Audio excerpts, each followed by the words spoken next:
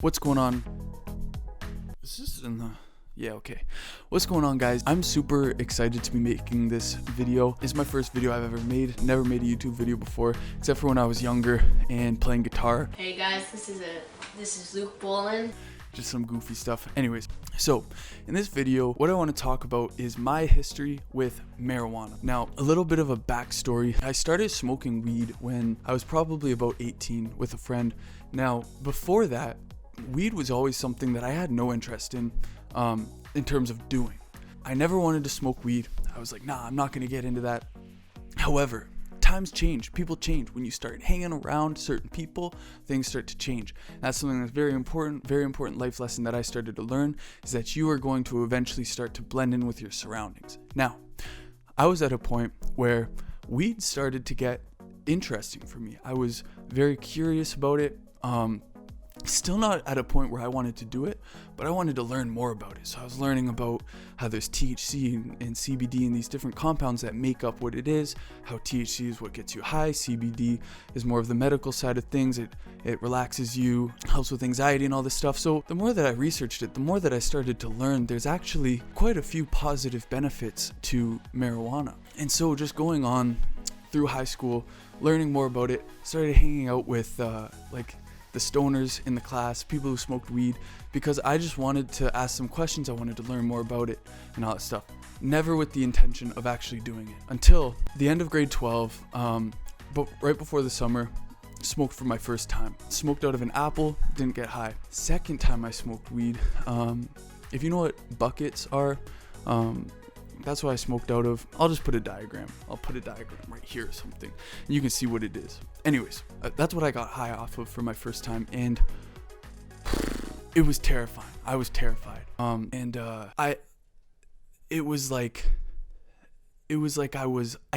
It's the hardest thing to possibly explain. I felt like I wasn't in my body. It was absolutely terrifying. I was freaked out, and I had to go home within the next 2 hours. Anyways, time passes. I end up cooling down, go home. Everything's cool. Didn't get in trouble. No one found out.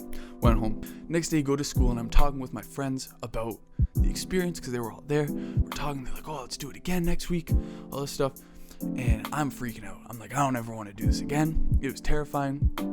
Sure enough, 2 weeks later, did it again. Another just terrifying, this strange out of body, feeling that I had. Eventually, it started to become something that was normal. I started to get used to it, and I actually started to just enjoy smoking.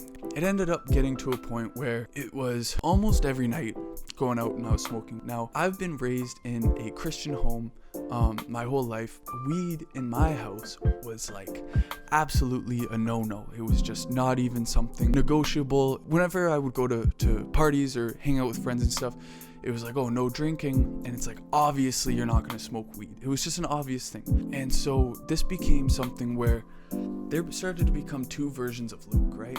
There was the Luke at home and the Luke that goes to church and all this stuff. Then there became the Luke with his friends. I began living two different lives essentially, and it became very, very hard to keep those two lives separate.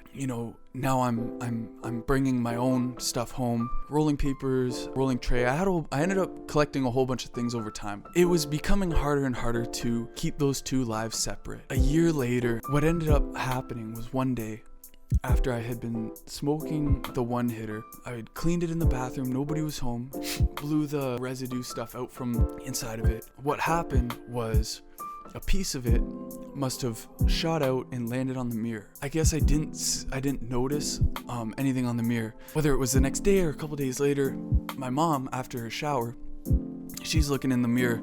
She's trying to get her contact out or something. You know what I'm saying? She smells some raunched wretchedness on the window or on the mirror. And she's smelling it and stuff. She's like, what is that smell? What the heck is that? So she goes and gets her husband, which would be my father, and he comes and he smells it and he goes, I have no idea what that is. Because it's if anybody knows what that smell is, it's it doesn't smell like weed, it just smells like raunch. It's just filthy smell. So anyways, I come home and my dad, he's like, hey buddy, I gotta ask you a question, come downstairs.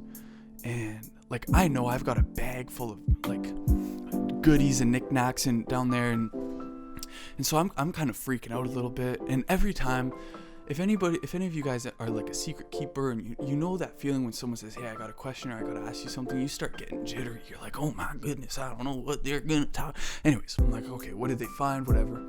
Then he brings me into the bathroom, and he's like, you know what this is? And at first I'm like, oh, I'm off the hook. And then I start looking at it, and I'm kind of freaking out because I'm like, I don't know what it is. Like, what is it? But I didn't know what it was. And then he goes, I want you to smell it. And the second he said that, I'm like, oh, I'm screwed. Like, I'm screwed. So then I go in, I smell it, right? And then I tell him, I'm like, listen, I got to tell you and mom something. So I go upstairs, sit down with them, and I'm like, for the last year or whatever, I've been smoking weed. They were not happy about it. I basically had a choice either to stop or to move out. And so I decided, okay, I'm gonna stop. While I didn't think in my head that weed is a bad thing, it became something that began to rip my family apart, essentially. There was a lot of secrets that were being kept on my part. There was a lot of deceiving, sneakiness and stuff, which made it very hard for me to have a relationship with my family. And then this is when everything changes for me. My parents tell me at one point that they are going to be moving to Alberta. And it was a decision that our whole family had agreed upon. But I was left with the choice of whether I want to stay in Ontario, in Niagara Falls, where I was living at the time, or if I wanted to go to Alberta. I decided that I wanted to stay back because there was a lot of things that I know I'm not allowed to do when I'm with them. That's when everything really changed for me. It became something where I no longer needed to hide it. I ended up living with a friend who smoked weed all day long. And so that became my lifestyle. I ended up getting really skinny from smoking weed, and I was vaping as well, and all these different things. I ended up losing so much weight, and I got super skinny. It became something that I was no longer able to hide. It was now an aesthetic that I carried with me. So growing up, went to church every Sunday, and after my parents had moved away, I stopped going to church for about a year. But then I remember there was one Sunday where I was like, you know what? I'm gonna go back to church. I'm gonna see all these people that I haven't seen in a long time, and I was nervous, but I was excited because I was hoping they'd be happy to have me back and to see me back. And I remember showing up to church, and I remember getting out of the car, and the first person that sees me was like, "Oh wow, you got skinny, man." And I just remember I was like, "Okay, here we go." You know, like this is just the beginning to walking into church. First person I see has already commented on something, right? So I start to get a little nervous. Then I get into church and people are starting to say like, oh my goodness, like, do they feed you? Do you eat? All this stuff, and just really made like a big deal about it. And it really made me very uncomfortable. And I remember going home after church and I had the biggest headache that I've ever had. Like my head was pounding because of all the anxiety and just pressure that had been going on throughout that day and with all those conversations. And I understand that these people, it probably wasn't their intention to make me feel that way, but it's definitely how it had made me feel. Here's the other big thing. I remember when my parents had moved away, I told myself, okay, I'm gonna prove to them that this lifestyle that I'm trying to live, that I can function and that I can manage it, and that I'm gonna show them all that I can do. I'm gonna get this business going that I'm working on. I'm gonna get a car, all this different stuff. And I remember a year later, walking to work, looking on my Snapchat memories and seeing a Snapchat memory of me walking to work on the same day, a year prior. And I just remember thinking, wow, like I've really been stuck in the same spot. I've been stuck in the same position for a whole year, just smoking weed, haven't saved any money. In fact, it put me into debt because I had payments that I should have been paying, wasn't paying them, so I've got bad credit now. And there's just a lot of things that smoking weed did a lot more negative than it did good for me. Long story short, marijuana might have its benefits, but really if you're somebody who smokes weed, I want you to really take a look at your life, and I want you to ask yourself, has this been something that has benefited me, or has it kept me in the same place or pulled me back? I want you to answer this question 100% honestly and truthfully with yourself. Also ask yourself, has this affected any relationships that I have with people? Is there bridges that I've burned? Is there family relationships that need to be restored? And I want you to think about beyond the feeling, or maybe you think you're depressed or you have anxiety or different things like that, because those are all temporary things that you don't need weed for. You don't need weed to feel better about yourself. You don't need weed to get over your depression or to get over your anxiety. If that's what your medication is that you've been prescribed by a doctor, that's none of my business. That's your own medical life. I'm talking about recreational use and trying to self-medicate with it. Is it a wise decision for you to be doing that? And to be honest with you, for a long time I thought that was what I needed, and I thought that that's what was going to help me through all of the problems that I was facing. But what I realized was marijuana was putting a blanket over the problems that I had. It was never curing the problems that I had. It was never fixing the problems that I had. It was just covering them up, and I was forgetting about them. And what happens is, because a lot of problems that we face in our day-to-day life, if you don't face those problems head on, they're going to continue to snowball and get bigger. One of them for me was debt.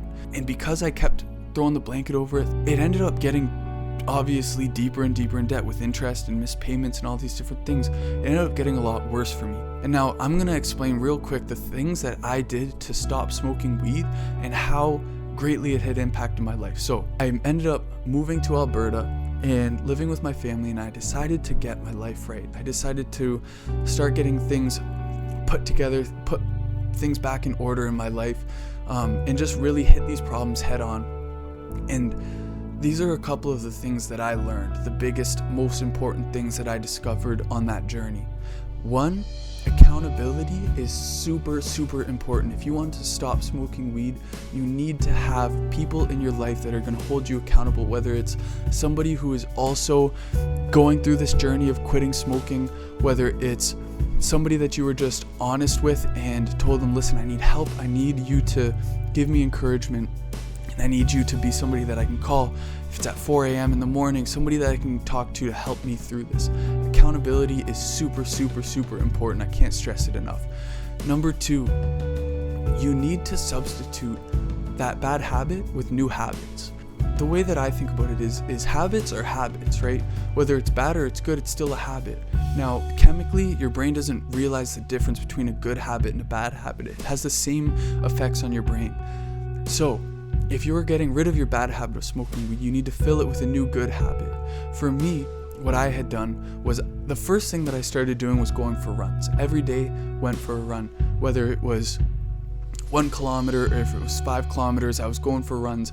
And what ended up happening with that, which really helped me out a lot, was I ended up coughing up so much filth and nastiness from inside my lungs that I think ended up having a huge impact on the growth of my health and getting over that addiction. And not to mention, I was also vaping, which is another huge thing that I was doing. I was smoking 50 Nic vape. And so getting over those two things, I needed to substitute it with a new habit. Another thing that helped me out like crazy was prayer. This was an essential piece to getting over my addiction. I have a journal, 100 days. I was writing down every day my prayers to help me get over the addiction. But the cool thing about journaling your prayers, especially through a time like that, is that there's a lot of transformation that happens. There's a lot of things that go on throughout that time. And it's cool to look back on and to see where you've come from and the things that you were maybe praying about at that time. And then to look back 100 days later and be like, oh wow, like, you know, I was on the verge of losing it near the beginning. And now I'm less focused on the past and now I'm more focused on the future. God will help you through what you're going through, 100%. God wants to see you get better. He wants to help you as long as you let him and you just give it to him. When you're feeling like going back to it, pray about it. Ask God for help, because he's there to help you and he wants to help you. So number 3, very important thing is when you're adding new habits in, don't add 100 new habits. A lot of people mess this up. They say, okay, I'm gonna get my life right, so they get a new gym membership. They get spend money on all these programs for the gym. They say, oh, I'm gonna start reading, I'm gonna start going to bed at this time, doing all these different things. Start with one thing, because what happens is you've built up a huge tower of all these things that you're planning on doing, and that tower is gonna collapse because it has no foundation. You need to start with a solid foundation. For me, it was running, and do that until it becomes a habit. What I did is I started running, then I started reading books. The Bible was a huge book for me that really helped me out a lot. Started reading the Bible.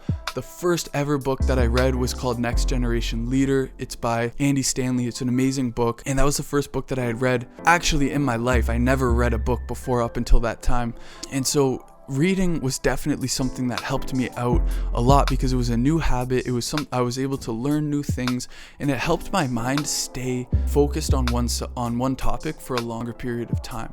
It was about 3 months until I was over the cravings and different things like that. I wasn't fiending it. I wasn't thinking about it. Another very, very important thing is understanding that it's not going to be easy.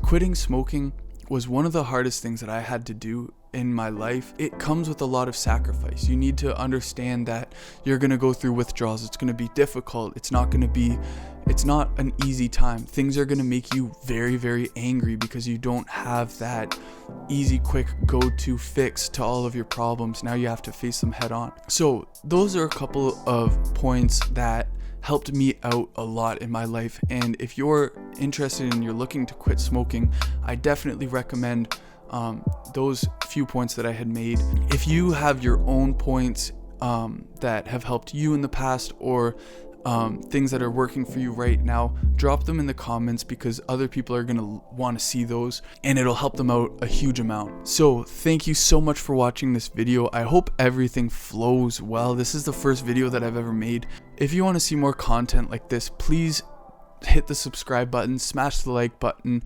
leave a comment, and I will make more videos like this. Thank you so much for watching. God bless you. Peace out. I think that I should come back home. I'm tired of being on my own, and I can't even trust nobody. I can't even trust